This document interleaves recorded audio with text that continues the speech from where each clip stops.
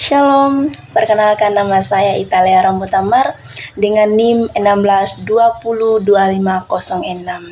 Saya adalah mahasiswa semester 1 dari kampus STT GKS Lewa. Saya dari Prodi PAK semester 1. Tujuan saya membuat video adalah untuk memenuhi tugas akhir dari mata kuliah keterampilan komputer. Judul dari materi saya yang akan saya jelaskan yaitu tentang penyalahgunaan internet pada remaja Kristen. Kita masuk di latar belakang penggunaan internet. Perkembangan teknologi internet itu telah membawa perubahan dalam setiap aspek kehidupan manusia, termasuk dalam kehidupan remaja Kristen. Bagi remaja Kristen, dengan adanya teknologi, mereka bisa mengakses hal-hal yang positif. Contohnya, mereka bisa mengakses Alkitab digital, konten rohani, dan hal-hal positif lainnya.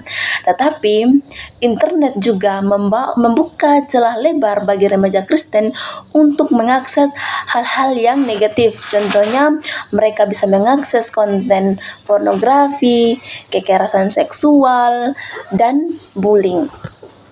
Sekarang kita masuk dalam pembahasan, yaitu yang pertama itu pengertian internet. Nah, internet itu merupakan jaringan komunikasi global yang menghubungkan semua komputer di seluruh dunia dan memungkinkan akan pertukaran informasi dan interaksi kita terhadap orang lain. Kedua itu karakteristik remaja Kristen. Di masa transisi yang sangat rentang saat ini, remaja Kristen itu mencari jati diri mereka itu di internet dan mereka bergumul dengan identitas mereka di tengah tuntutan dunia. Sekarang kita masuk dalam konsep penyalahgunaan internet. Yang pertama itu definisi penyalahgunaan internet. Penggunaan internet secara berlebihan itu bisa merugikan diri sendiri, orang lain, dan lingkungan sekitar kita. Penggunaan internet. Internet itu tidak hanya bisa mengakses konten-konten negatif, tetapi orang lain juga menggunakan internet itu dengan penipuan. Mereka sering menggunakan internet dengan menyebarkan berita-berita bohong. Yang ketiga itu sudut pandang Kristen. Penggunaan internet itu bertentangan dengan prinsip kasih, kekudusan, pengendalian diri, dan tanggung jawab. Sekarang kita masuk dalam bentuk-bentuk penyalahgunaan internet. Yang pertama itu adikasi game online. Dengan berkembangnya internet saat ini, remaja Kristen itu sering menghabiskan waktu mereka untuk bermain game online dan mereka lupa untuk belajar, berdoa, membaca Alkitab, dan lupa untuk berinteraksi di dunia nyata. Kedua yaitu akses konten negatif. Dengan berkembangnya internet yang sangat-sangat canggih saat ini, remaja Kristen itu mudah sekali untuk mengakses hal-hal yang negatif. Contohnya yaitu pornografi. Dengan mereka mengakses konten pornografi, mereka akan merusak pandangan Kristen dan etika seksual mereka. Yang ketiga itu bullying. Remaja Kristen itu sering sekali itu mereka menggunakan internet itu untuk membuli seseorang, membenci seseorang, dan itu semua bertentangan dengan ajaran kasih Kristus. Sekarang kita masuk dalam dampak penyalahgunaan internet. Yang pertama itu penurunan kualitas rohani. Remaja Kristen yang sering menggunakan internet itu mereka akan malas beribadah, kurang minat membaca Alkitab, berdoa, tidak mempunyai waktu untuk membangun relasi dengan Tuhan. Yang kedua itu kerusakan moral dan etika.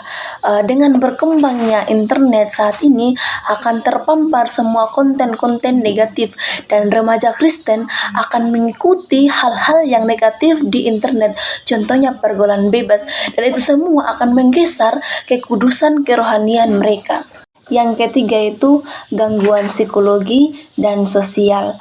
Kecanduan dalam berinternet itu dapat menyebabkan suasana hati, ekspresi, dan lain sebagainya.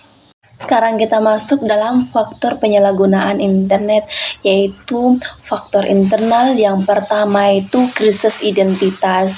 Remaja Kristen itu sering mencari pengakuan dan penerimaan di dunia maya atau di dunia internet. Yang kedua itu kontrol diri yang lemah. Dengan berkembangnya internet itu, remaja Kristen itu tidak bisa membatasi diri mereka untuk mengakses internet. Yang ketiga itu rasa penasaran tinggi. Dengan berkembangnya internet juga, remaja Kristen itu rasa penasaran mereka itu sangat tinggi dan terdorong untuk mengakses hal-hal yang terlarang atau hal-hal yang negatif. Contohnya pornografi, kekerasan seksual, dan bullying. Sekarang kita masuk di faktor eksternal. Yang pertama itu kurangnya perhatian dan komunikasi orang tua.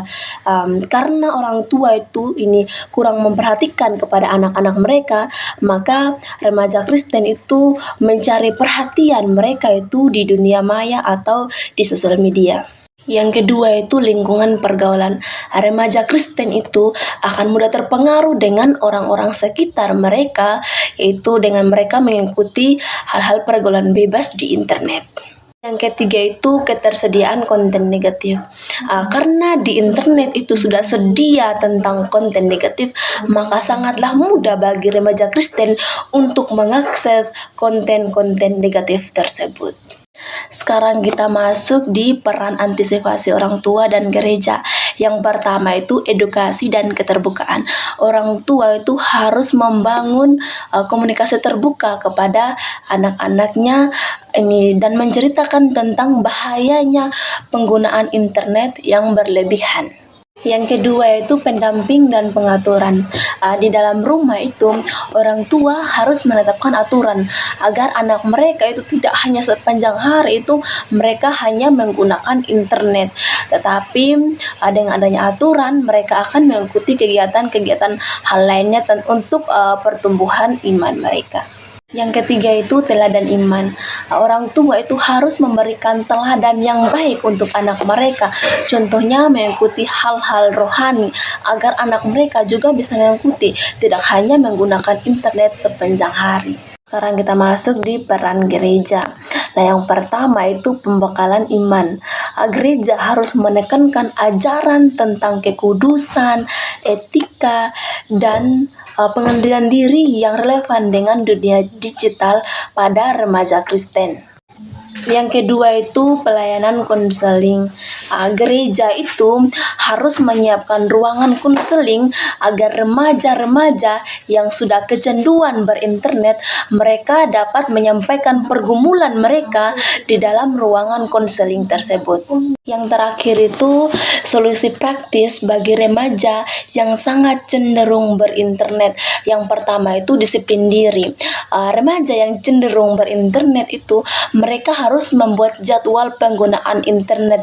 Contohnya dalam sehari itu minimal 1 jam atau 2 jam untuk menggunakan internet, dan maksudnya waktu yang tersisa itu mereka bisa menggunakan hal-hal kegiatan rohani untuk pembekalan iman mereka. Yang kedua itu komunitas positif.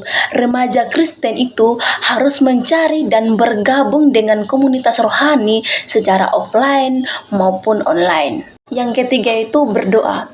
Remaja Kristen itu harus meminta pertolongan kepada Tuhan tuh agar mereka bisa menggunakan internet itu dengan baik. Dan kesimpulannya itu penyalahgunaan internet di kalangan remaja Kristen itu merupakan tantangan yang paling serius karena mempengaruhi pertumbuhan rohani, moral, sosial mereka. Oleh karena itu dibutuhkan pendampingan orang tua dan gereja. Sekian dari video saya tentang penyalahgunaan internet pada remaja Kristen. Terima kasih dan shalom.